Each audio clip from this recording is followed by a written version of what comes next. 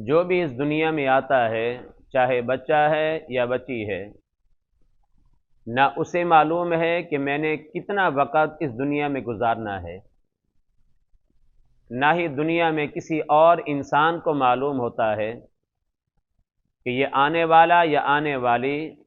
کتنا عرصہ اس دنیا میں گزارے گا، سوائے اللہ سبحانہ و تعالی کے۔ یہی وجہ ہے کہ کوئی آنے والا اس دنیا میں یا آنے والی چند سانس لیتے ہیں اور اس دنیا سے چلے جاتے ہیں،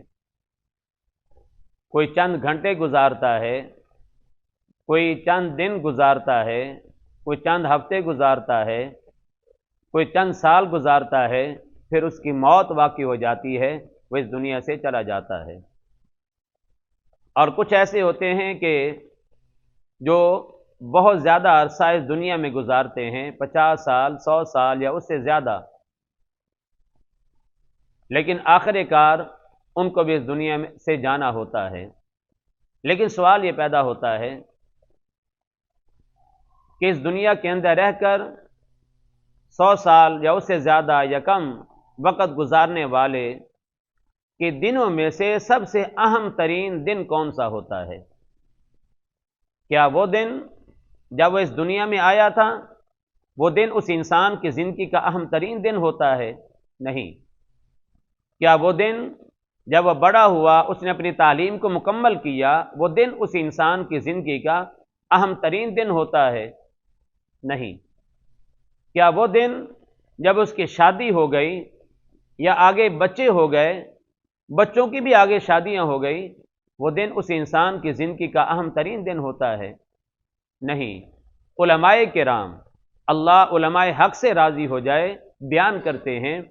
کہ انسان کی زندگی کا سب سے اہم ترین دن وہ ہوتا ہے جب انسان کی موت ہوتی ہے۔ جب انسان اس دنیا سے جاتا ہے، وہ دن اس انسان کی زندگی کا سب سے اہم ترین دن ہوتا ہے۔ وہ کس طرح؟ اس لیے کہ ادھر اس کے انتقال کے حوالے سے، فوت ہونے کے حوالے سے، مسجد کے لاؤڈ سپیکر سے یہ اعلان کیا جاتا ہے فلاں بن فلاں کا انتقال ہو گیا، فلاں کی موت ہو گئی اللہ پاک کی رضا کی وجہ سے۔ تو جہاں تک یہ اعلان جاتا ہے، جو اس مرنے والے کو جانتا ہے، جس کو خبر ملتی ہے، جو اس کو جانتا ہے، اس مرنے والے کے حوالے سے اس اعلان سننے والے کے ذہن کے اندر ایک طرح کا نقشہ تیار ہو جاتا ہے، ایک طرح کی ویڈیو چلنا شروع ہو جاتی ہے کہ مرنے والا کیسا انسان تھا، نیک تھا یا نیک نہیں تھا،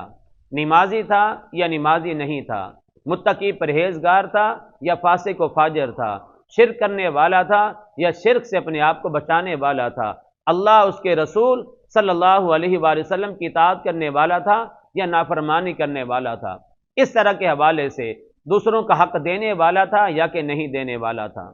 ظلم کرنے والا تھا یا رحم کرنے والا تھا، پیار محبت سے پیش آنے والا تھا ہر ایک کے ساتھ یا جو ہے نفرت اور غصے سے پیش آنے والا تھا۔ اس طرح کے جو ہے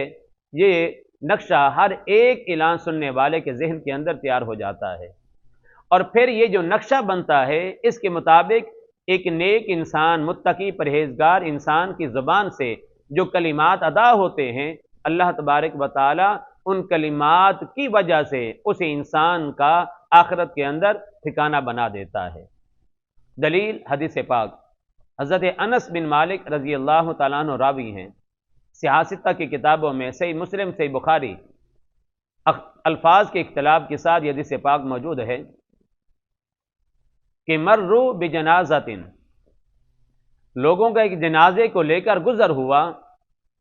صحابہ کرام موجود، فَأَثْنَوْا عَلَيْهَا خَيْرًا، صحابہ کرام نے اس کی تعریف کی کہ اچھا تھا، نمازی تھا، متقی تھا، پرہیزگار تھا، لوگوں کا حق ادا کرنے والا تھا، ظلم و ستم کرنے والا نہیں تھا، فسق و فجور کے اندر مبتلا رہنے والا نہیں تھا، اس طرح کے کلمات، خیرہ، اچھے کلمات ادا کیے۔ فقال النبی صلی اللہ علیہ وآلہ وسلم واجبت، اللہ کے نبی علیہ السلام نے سنا تو فرمایا واجبت، لازم ہو گئی۔ ثم مروا بأخرى، پھر لوگ ایک اور جنازہ لے کر گزرے، فَأَثْنَوْا عَلَيْهَا شَرًّا، صحابہ کرام نے اس جنازے والے کے حوالے سے اچھے کلمات ادا نہ کیے کہ نیک نہیں تھا، نمازی نہیں تھا، متقی پرہیزگار نہیں تھا، لوگوں کے حقوق کو ادا کرنے والا نہیں تھا، اس طرح کے کلمات جو بھی ہوں گے انہوں نے ادا کیے۔ فقال وجبت، اللہ کے نبی علیہ السلام نے فرمایا لازم ہو گئی۔ فقال عمر بن الخطاب رضی اللہ تعالی عنہ، حضرت عمر فاروق رضی اللہ تعالیٰ عنہ نے عرض کی یا رسول اللہ صلی اللہ علیہ وآلہ وسلم ما واجبت، کیا واجب ہو گئی؟ فرمایا ھذا اثنیتم علیہ خیرا فوجبت لہ الجنہ، یہ جو انسان جس کے بارے میں تم نے اچھے الفاظ میں تعریف کی ہے، تمہاری ان تعریف کی وجہ سے اللہ تبارک و تعالیٰ نے اس مرنے والے کے لیے جنت کو لازم فرما دیا ہے۔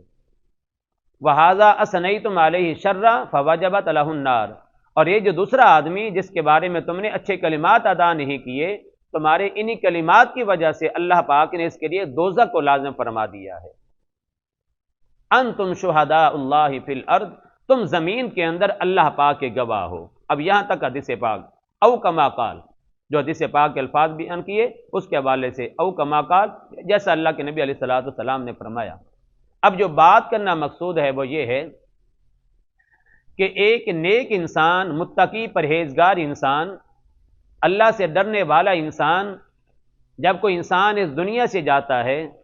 وہ اللہ کے نیک بندے اس کے حوالے سے جیسے کلمات کہتے ہیں، اللہ تبارک و تعالی ویسا ہی اس انسان کا ٹھکانہ بنا دیتا ہے۔ اس لیے کہ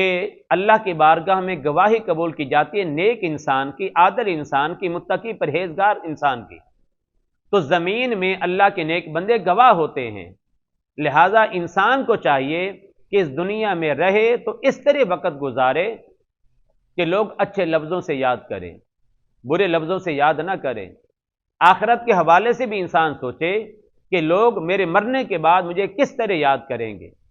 تو انسان کی زندگی کا اہم ترین دن کون سا ہوتا ہے؟ جب انسان کی موت ہوتی ہے، جب انسان اس دنیا سے جاتا ہے، تو اللہ کے نیک بندوں کے ذہنوں میں جو نقشہ تیار ہوتا ہے، پھر الفاظ کی صورت میں جو وہ اس مرنے والے کے حوالے سے کلمات کہتے ہیں، اللہ تبارک و تعالی ویسا ہی اس انسان کے حوالے سے آخرت میں سلوک فرماتا ہے۔ اور ایک اور حدیث پاک حضرت ابو قتادہ رضی اللہ تعالیٰ عنہ راوی ہیں، مر علیہ بجنازۃ، اللہ کے نبی علیہ الصلوۃ والسلام کے پاس ایک جنازہ گزرا تو آپ علیہ الصلوۃ والسلام نے فرمایا مستریح و مستراح من، یا تو یہ آرام پا گیا یا اس سے آرام حاصل کر لیا گیا۔ فقالوا یا رسول اللہ صلی اللہ علیہ وآلہ وسلم مل مستریح والمستراح من، یہ راحت حاصل کرنا یا راحت اس سے حاصل کیا جانا، اس کا معنی کیا ہے، کیا مطلب ہے؟ تو اللہ کے نبی علیہ الصلوۃ والسلام نے فرمایا العبد المؤمن یستریح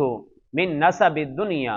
وآذاها الی رحمت اللہ، جو بندہ مومن ہے جب اس دنیا سے جاتا ہے تو دنیا کی مشکلات سے، مشقتوں سے، تکلیفوں سے، پریشانیوں سے وہ انسان نجات حاصل کر کے اللہ کی رحمت کی طرف چلا جاتا ہے۔ ایک بندہ مومن کے لیے دنیا کے اندر بہت سی مشکلات ہیں، اپنے آپ کو رزق کے حرام سے بچانا،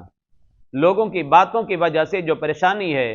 اس پر جو ہے وہ اللہ پاک کی رضا پر راضی رہنا، نماز کی پابندی کرنا، زکوٰۃ ادا کرنا اور ہر اچھا کام کرنا، یقینی طور پر یہ بڑا مشکل ہے، اپنے آپ کو غلط کاموں سے بچانا۔ تو اس دنیا میں جو انسان نیک کام کرتے ہوئے وقت گزارتا ہے تو وہ جب جاتا ہے تو دنیا کی مشقتوں سے وہ انسان نجات پا کر اللہ پاک کی رحمت کی طرف چلا جاتا ہے۔ اور فرمایا العبد الفاجر یستریح منہ العباد والبلاد والشجر والدواب، جو انسان بندہ فاجر ہے، گناہ گار ہے، اس سے جب دنیا سے جاتا ہے اللہ کے بندے وہ راحت حاصل کرتے ہیں۔ جب وہ فاسق و فاجر جاتا ہے اس سے شہر محفوظ ہو جاتے ہیں۔ جب فاسق و فاجر دنیا سے جاتا ہے تو درخت بھی، جانور بھی، اللہ کی مخلوقات اس سے محفوظ ہو جاتی ہیں، اس کی زبان سے، اس کے ہاتھوں کے ذریعے، اس لیے کہ بندہ فاجر، گناہگار، فاسق و فاجر، اس سے دوسرے انسان تنگ ہوتے ہیں، جس کی وجہ سے اللہ پاک کی رحمت وہ دنیا کی طرح متوجہ نہیں ہوتی ہے۔ تو اللہ کے نبی علیہ السلام نے فرمایا کہ جو انسان دنیا سے جاتا ہے اس جنازے والے کے حوالے سے فرمایا یا تو راحت حاصل کر گیا یا اس سے لوگوں نے مخلوق خدا نے راحت حاصل کی ہے۔ تو بتانے کا مقصد یہ ہے، او کما قال، اب یہ حدیث پاک جو بیان کی ہے عربی کے اندر صحیح بخاری کے اندر موجود ہے، بتانے کا مقصد یہ ہے کہ انسان اس طرح دنیا میں وقت گزارے کہ اس دنیا سے جانے کے بعد انسان راحت میں چلا جائے، سکون میں چلا جائے، اللہ پاک کی رحمت میں چلا جائے۔ یہ نہیں کہ لوگ کہیں کہ اچھا ہوا چلا گیا، جان چھوٹ گئی ہے، نہیں، ایسا نہیں ہونا چاہیے۔ تو انسان کی زندگی کا جو اہم ترین دن ہوتا ہے وہ کون سا ہے؟ وہ انسان کی موت کا دن ہوتا ہے۔ انسان کو چاہیے کہ اس دنیا میں رہے تو اچھی طرح وقت گزارے، ہر ایک کے ساتھ پیار محبت سے رہے، کسی کا حق نہ دبائے، ہر ایک کا حق ادا کرتا رہے، اللہ کا بھی حق ہے وہ بھی ادا کرے، بندوں کا بھی حق ہے وہ بھی ادا کرے، تو یقینی طور پر اس دنیا سے جائے گا تو اللہ تبارک و تعالیٰ بھی راضی ہوگا، لوگ بھی اچھے الفاظ میں اس انسان کو یاد کریں گے۔ اللہ ہمیں اس دنیا میں صحیح طور پر اپنی اطاعت میں، اپنے محبوب کی اطاعت میں اپنے زندگی کے لمحات گزارنے کی توفیق عطا فرمائے، آمین ثم آمین۔